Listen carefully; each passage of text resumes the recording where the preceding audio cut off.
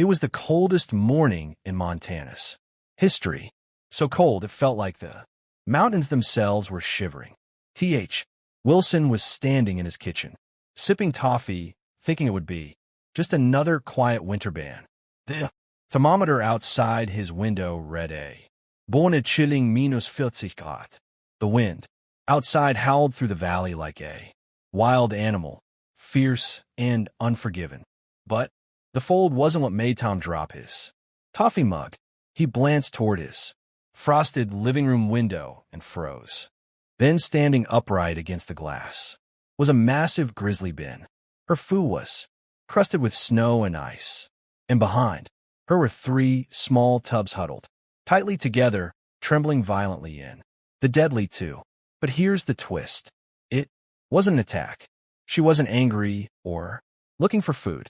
She was knocking, literally knocking.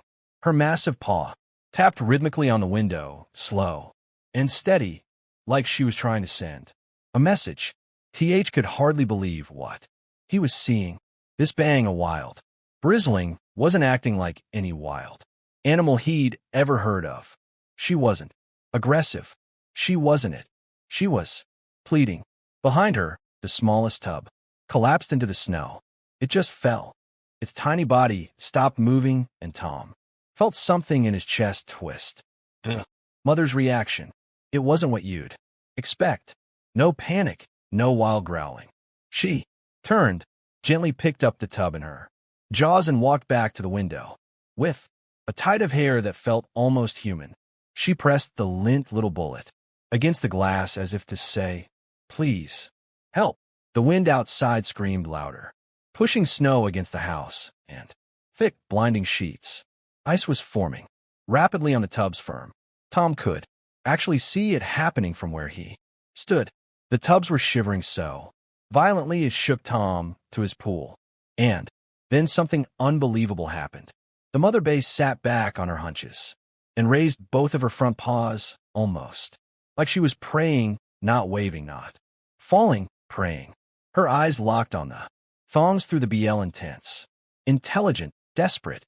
That's when the second tub stumbled and found, just like the first. The third one stayed close to its mother, letting out tiny, heartbreaking whimpers that somehow cut through the howling wind and thick window pane. Tongue couldn't move.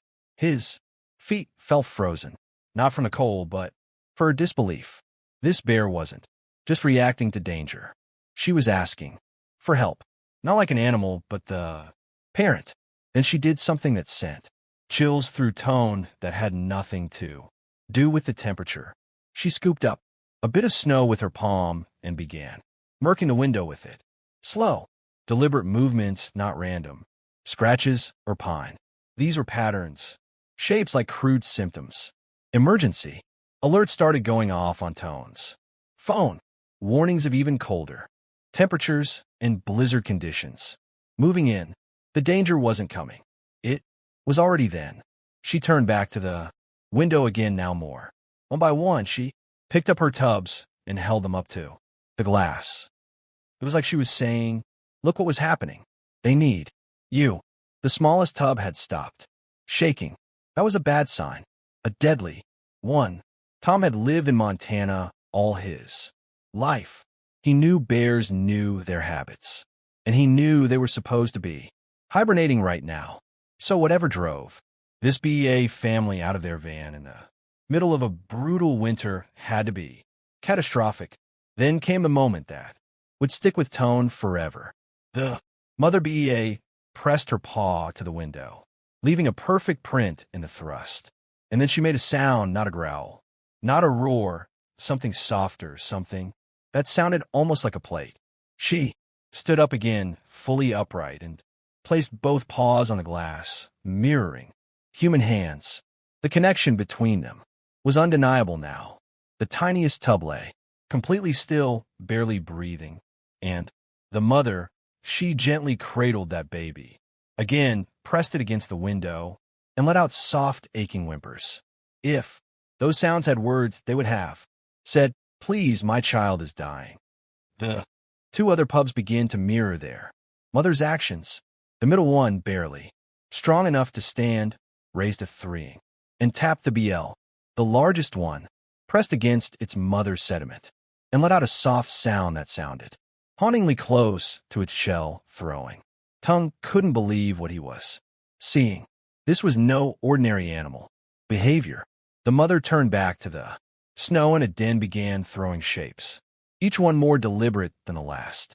After each mark, she looked up at Tom, then to her cubs, then back to Tom. Den and a den trying to send a message. The middle tub collapsed the next. Just like that, it was them. The mother didn't hesitate. She pulled both collapsed tubs to her chest, trying to warn them with her own bullet while still begging at the window.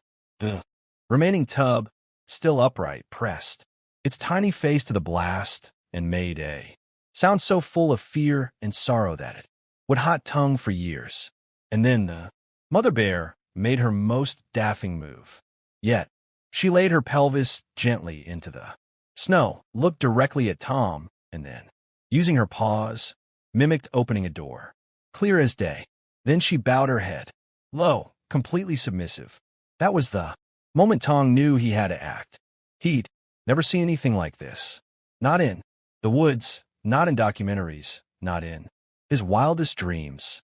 These were wild animals, but what they were doing, how they were communicating, it felt like something out of a different world. The mother bear continued her pleading, gently pawing the snow, sometimes pressing her forehead to the glass, then raising her paws in prayer once again. The last cub, still conscious, copied her. That same surreal prayer-like gesture. Tom grabbed onto his kitchen counter, studying himself. He could barely breathe. This wasn't just a thrive for help. It was a conversation. And then he made a decision, one that would change his life forever. He walked toward the door. Slowly, the mother bear Willis's every move, her eyes following him like she understood exactly what he was doing. His hand reached for the door. The world went st. The door creaked open, just a few inches, enough to reach out, enough to offer warmth. But before Tom could do anything else, the mother bear made the thirst move. Tom stood at the door, heart pounding. The mother bear's eyes never left him, filled with a silent question that needed no words. We finally turned the gnome and cracked open the boom. The world seemed to hold its breath. Just then, something completely unexpected happened. Something no one, not even seasoned wildlife experts, would have believed if it weren't captured on Tamarin. Instead of booging in, the mother bear picked up her smallest Tom, barely clinging to life, and with slow, cautious steps, approached the open bowway. She gently placed the tiny tree just past the threshold, then backed away, lowering her massive head in what could only be described as submission. It was as if she understood she was entering sacred room, someone else's home, and was asking permission. In sudden, the warmth of the house began to work. Quickly, the frozen tub stirred ever so slightly, and TH stood there frozen, not from the cold, but from the disbelief of what was unfolding before him. But the moment wasn't over. The bear didn't rush to follow her tongue. She instead pointed, pointed with her paw toward the other two cubs still outside. Then she looked at Tom. There was no mistaking it. She was asking if they too could come inside, almost in a trance. Tom noted as the door opened wide and the mother turned and gently nudged her remaining tubs forward. They walked in a straight line, single thigh, as if they rehearsed it. Each paused briefly at the doorway like children being taught manners, then stepped inside with a quietness that felt respectful. And then came most shocking part of all. The mother bear approached the door, but stopped. She looked down, wiped her paws deliberately in the snow, brushing off chunks of ice and slush, and only then lifted her head to meet Tong's eyes. The look said it all. Is it okay if I come in? Tong Aruk stepped aside. The massive Grizzly entered with more grace than some humans. She moved delicately, tearfully, heading straight toward the corner where her tubs were now curled up, slowly warming. She didn't sniff around, didn't explore. She simply checked her, young, curled around them, and kept her eyes locked on Tom. Then, as if this story couldn't get any more surreal, the mother babe did something unbelievable. She spotted a blanket that had fallen off the couch. With gentle jaws, she picked it up and draped it over her cups. No tamming, no chewing, just a clear understanding of what the blanket was for and how to use it. And still, it didn't stop. Then, she took her family, tucked into a small corner near the fireplace, never letting them wander or explore. When a middle tub attempted to wobble toward a nearby bookshelf, the mother bear emitted a low, safe sound. Three erection, the tub immediately returned to her side. There was no wild behavior, no destruction, just quiet awareness. Infant's room. Then from beneath the tubs, Tun's tat whispers. Cautiously peeked out. Tom braced himself for chaos. But the mother boss reaction. She slowly drew her tubs closer, making a soft, calming rumble in her throat. The tubs sat still, watching the cat with curiosity, but no threat. The mother lowered her head until she was merely face to face with Whiskers, staying perfectly still as if trying not to frighten the little creature. Tun seemed to bend inside that room. The bears, now recovering in the warmth, showed an intelligence in Tong that defied everything Tong thought he knew. One of the tubs accidentally knocked over vase. The mother bear picked it up with her palm. Yes, her palm. And tried to place it back where it had been. It didn't fall again. At that point, Tom didn't know what reality he was living in. The bearer then began tidying up. Seriously, she used a pointer of a thin newspaper to dab up some water on the floor where the snow had melted. She pushed all the bits of flush and ice her family had tracked and into a neat pan. Every few minutes, she would glance at Tom as if asking, "Am I doing this right?" Even more incredible was how the cubs followed her lead. They didn't leap on furniture or explore or cause any trouble. They stayed near the place, moving only when their mother allowed it.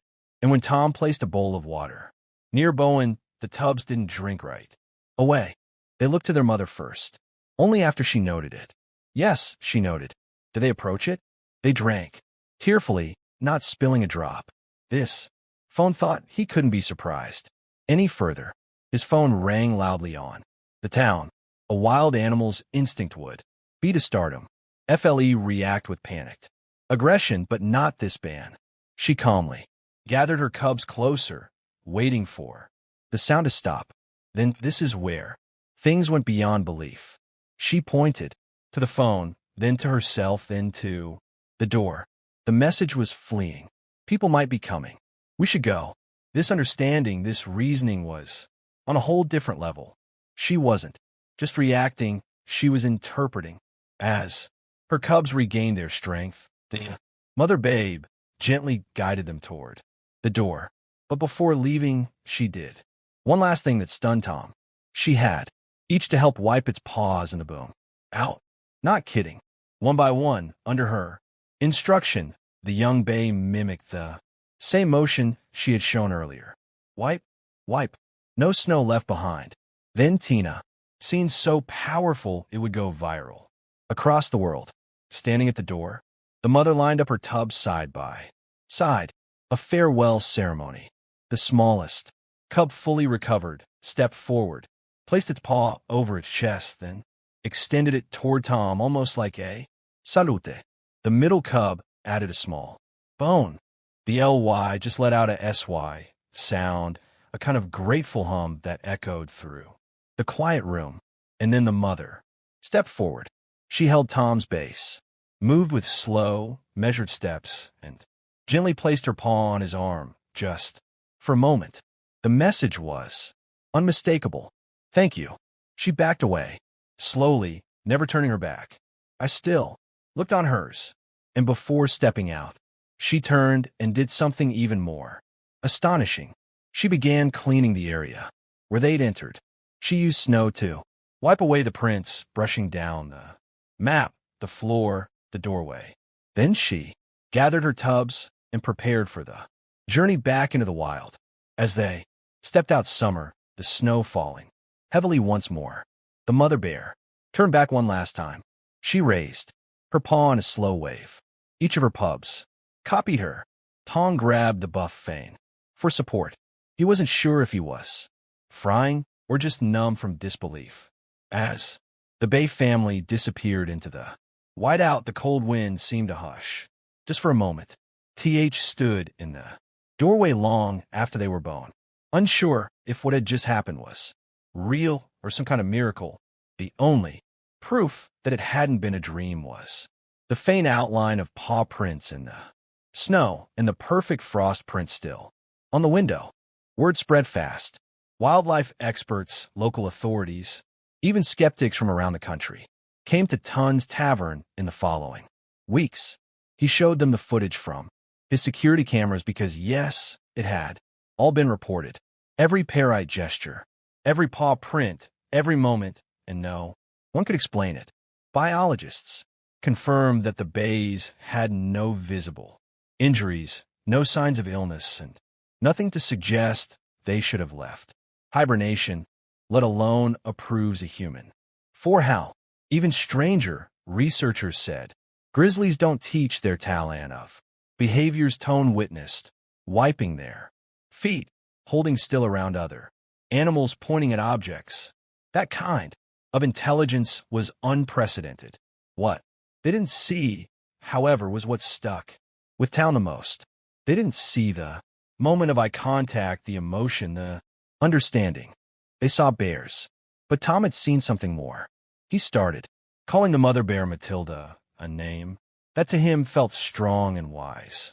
And though she never returned, he often thought about her. On quiet nights when the wind howled through the trees, he'd imagine her out there somewhere, leading her cubs, teaching them the way she had taught them in his living room. And then nearly a year later, it happened again.